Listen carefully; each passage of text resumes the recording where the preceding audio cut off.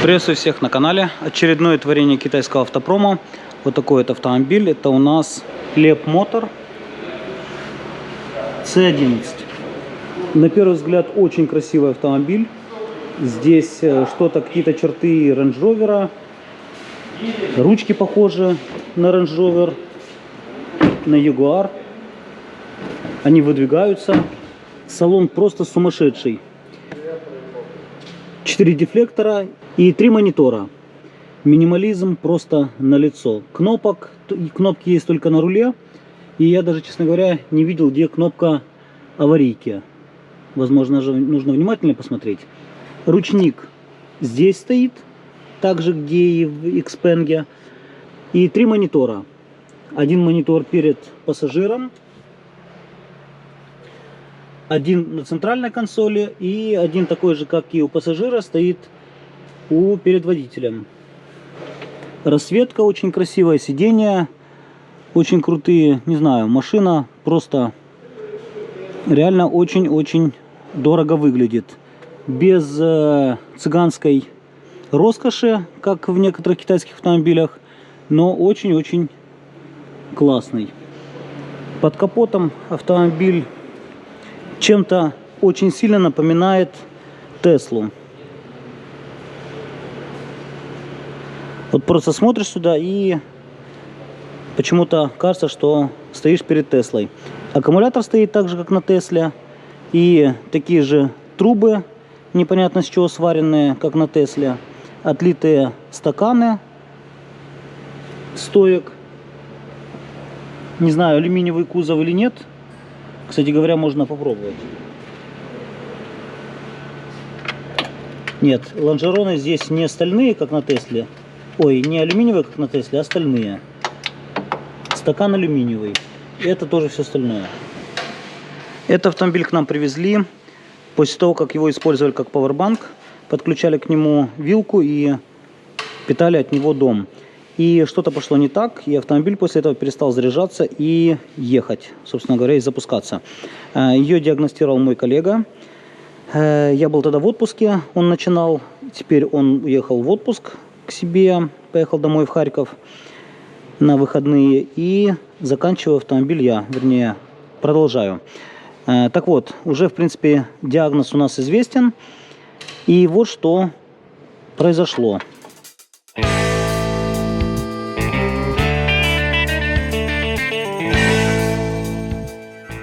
Это у нас чарджер. Вот произошла вот такая вот неприятность. Что-то здесь немножко взорвалось. Лежат компоненты.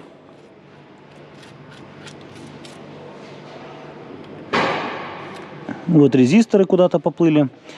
А произошло что здесь? Насколько я понял, если я правильно понял, потому что это было со слов моих коллег, не от владельца автомобиля, произошло то, что от него питали дом. И, видимо, потом дали питание, а вводной автомат не был выключен. И произошло короткое замыкание. Из-за этого вышел из строя чарджер. Конечно, восстанавливать такую плату абсолютно бессмысленно. И поэтому заказали чарджер. И, собственно говоря, он уже пришел. Сейчас я его буду сюда устанавливать. Но, кстати говоря, вот здесь можно обратить внимание, что здесь есть такая диэлектрическая пленка, которая закрывает крышку, алюминиевую крышку, закрывает от платы. И здесь, в принципе, замыкание произойти не должно было. Поэтому это произошло не от замыкания, не от конструкции автомобиля, а из-за ошибки владельца. И здесь идет вот такая металлическая сеточка, которая массирует, замыкает на массу, на крышку. Ну, то есть дополнительная масса на плату. В общем, этот чарджер у нас уже пришел. Абсолютно новенький.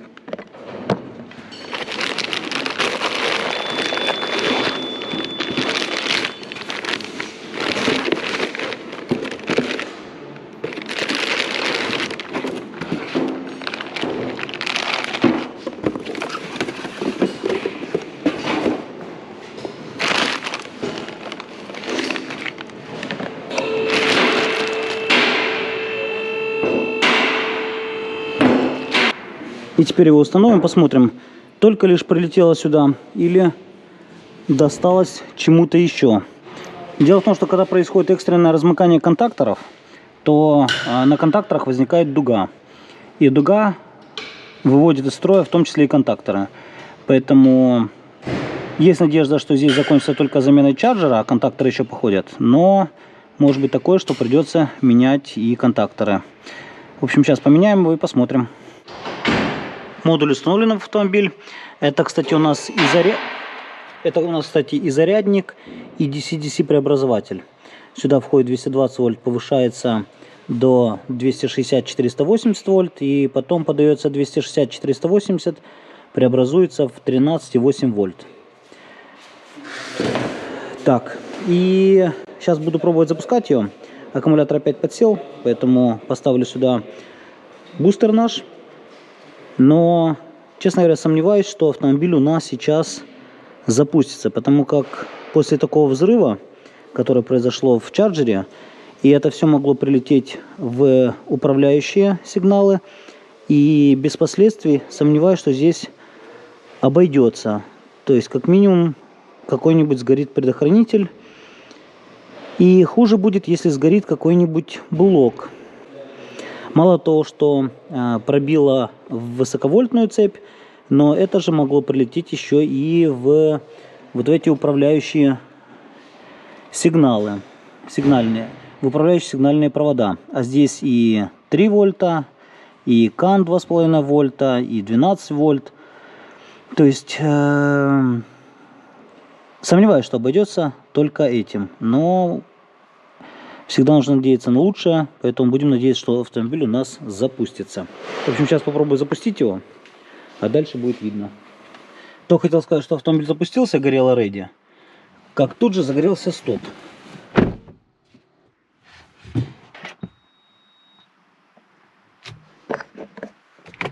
Нет, у нас не запустилось.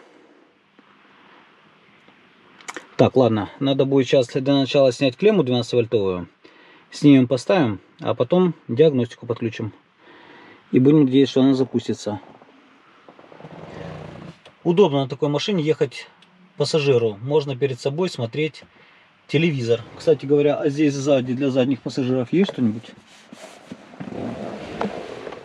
Нет, для задних пассажиров в задних сиденьях нету.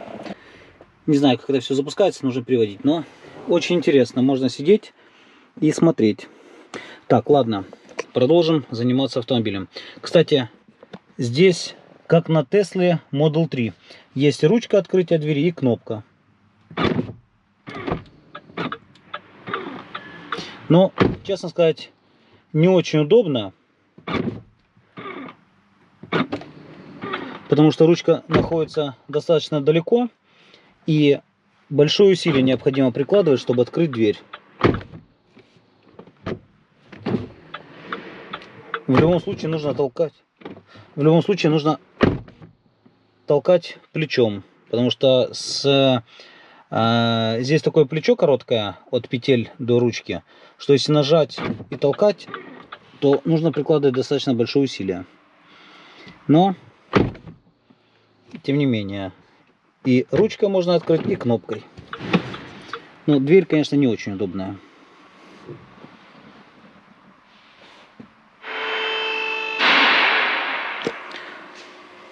Так, ну так как у нас автомобиль не запустился, и после такого взрыва хочу проверить сразу предохранители. Взял контрольку.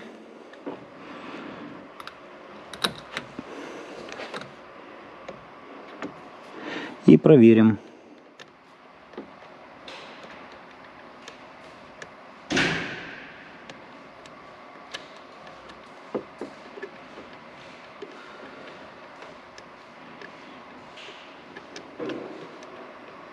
Так, вот у нас один предохранитель сгоревший.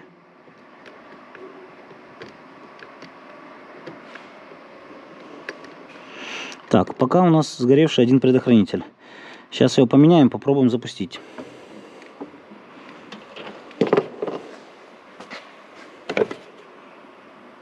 И у нас здесь 10-амперный предохранитель. уже отсутствует. И непонятно, откуда этот предохранитель. Да, он сгоревший. Так, после установки этого предохранителя срабатывает вентилятор. И к чему бы это было? Так, и посмотрим, что у нас сейчас будет здесь. Так, да, автомобиль у нас запустился. О, и руль заработал. И автомобиль у нас поехал. Ну, значит, можно сказать, что владельцу автомобиля очень-очень повезло, что сгорел только один предохранитель, все остальное осталось целое. Ну, еще как бы нужно проверить, как она будет заряжаться и все прочее. Но, по крайней мере, это уже хорошая тенденция. Да, и, кстати говоря, сейчас сначала нужно залить антифриз, потому что я еще систему не развоздушивал. И в любом случае попытаюсь подключить диагностику. Не знаю, мой коллега подключал сюда диагностику или нет. Надо подключить и посмотреть, что у нас за ошибки. Пробую сейчас подключить диагностику. Кстати, сразу сказать, пробег на автомобиле 4369 километров. И на приборке показывает 446 километров. Батарейка у нас заряжена где-то процентов на 75. Но это не точно. То есть где-то порядка 500 километров она, по идее, должна проезжать. Не знаю, будет проезжать или нет, но... Так, и автомобиль у нас называется Leap Motor. И он же прыгающий автомобиль. Так, не сильно много данных у нас, почему-то они не догружаются. Попробуем через другую.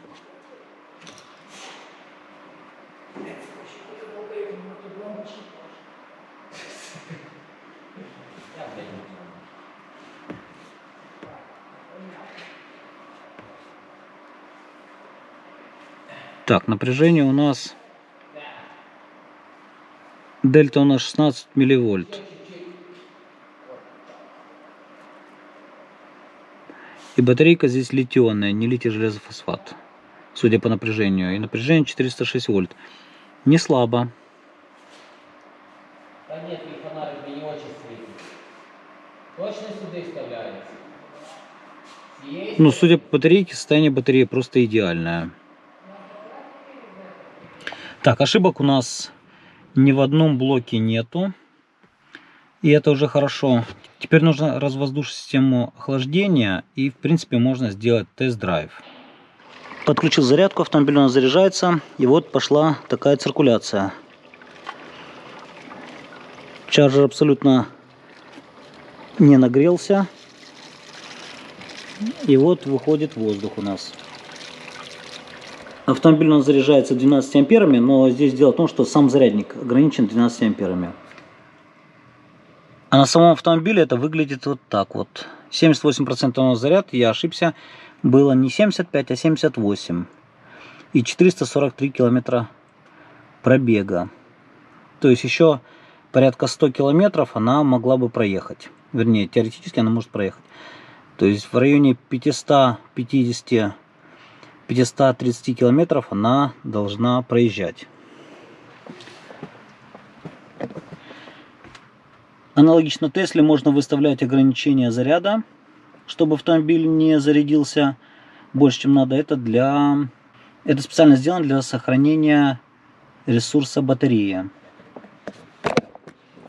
Автомобиль, конечно, очень классный. Чего хотя бы стоят вот такие вот плюшки, как, например, вот это вот. Подсветка вот этой накладочки.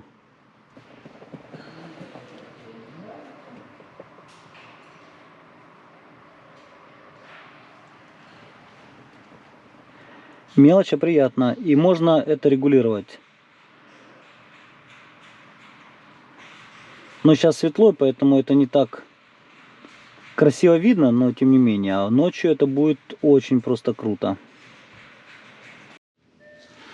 А вот так это выглядит в темноте.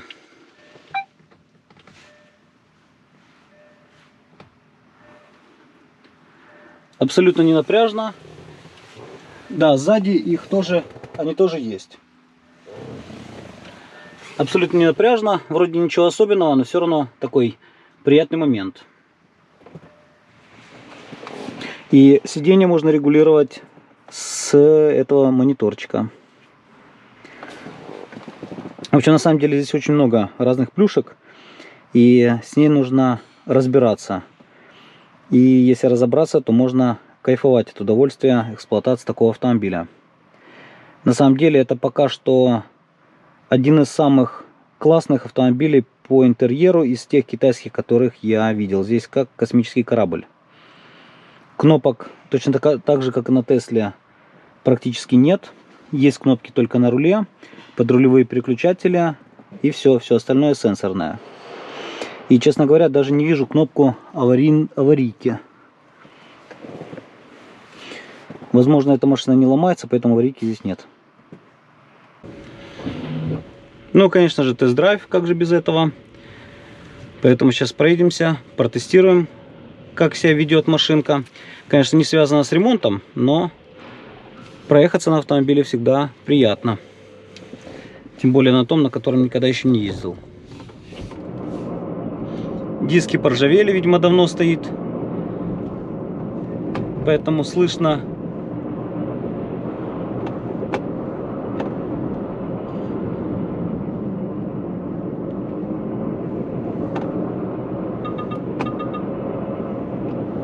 Или это все-таки не диски?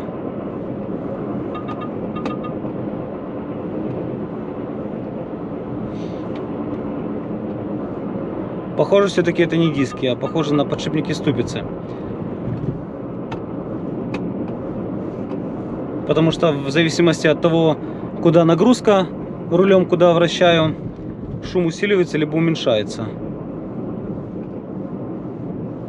Да, похоже, передний левый подшипник ступицы. И это на 4370 километров.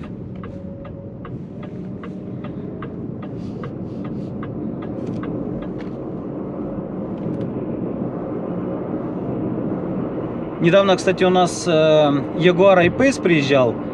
Тоже владелец думал, что у него шум с подшипника мотора.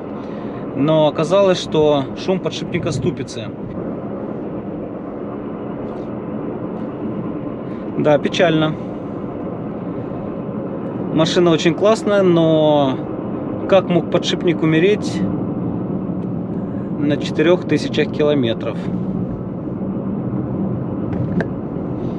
Конечно, всю картину портит этот шум, но в целом, по крайней мере, не по качеству, а по красоте машинка очень красивая и приятная. Правда, какие вопросы еще будут появляться, это пока непонятно. Возможно, конечно, это единичный случай, когда подшипник вышел из строя, всякое бывает. И дефектные запчасти бывают. Но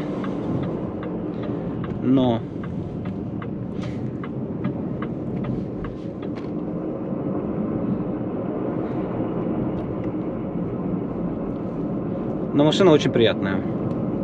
А вся проблема произошла из-за того, что был подключена машина как пауэрбанк, вот таким вот образом. И здесь можно использовать ее как розетку. Можно запитать дом, а можно еще, не знаю, какая у нее выходная мощность и насколько она выдержит. 400 ватт, 4 киловатта вернее. 4 киловаттами можно ее с машины вытягивать и подключать к потребителям. Владелец автомобиля попросил проверить, будет ли она работать или нет. Проверим сначала на болгарке.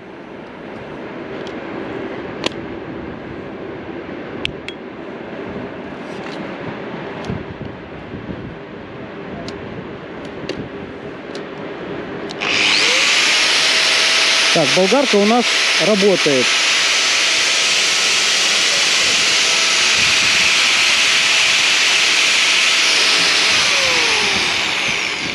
Пока что ничего не сгорело.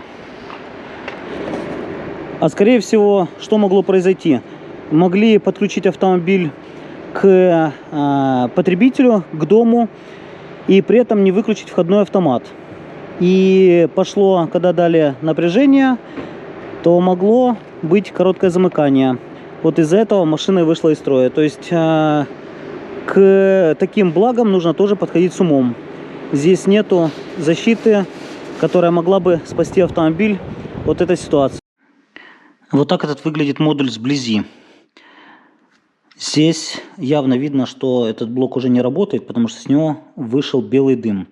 Так как доподлинно известно, что вся электроника работает на белом дыме, и когда он выходит, то электроника уже не работает. Так что, если вам нравится такой контент, то подписывайтесь на канал, ставьте колокольчик, чтобы не пропустить новое видео. И всем мирного неба над головой и удачи. Всем пока!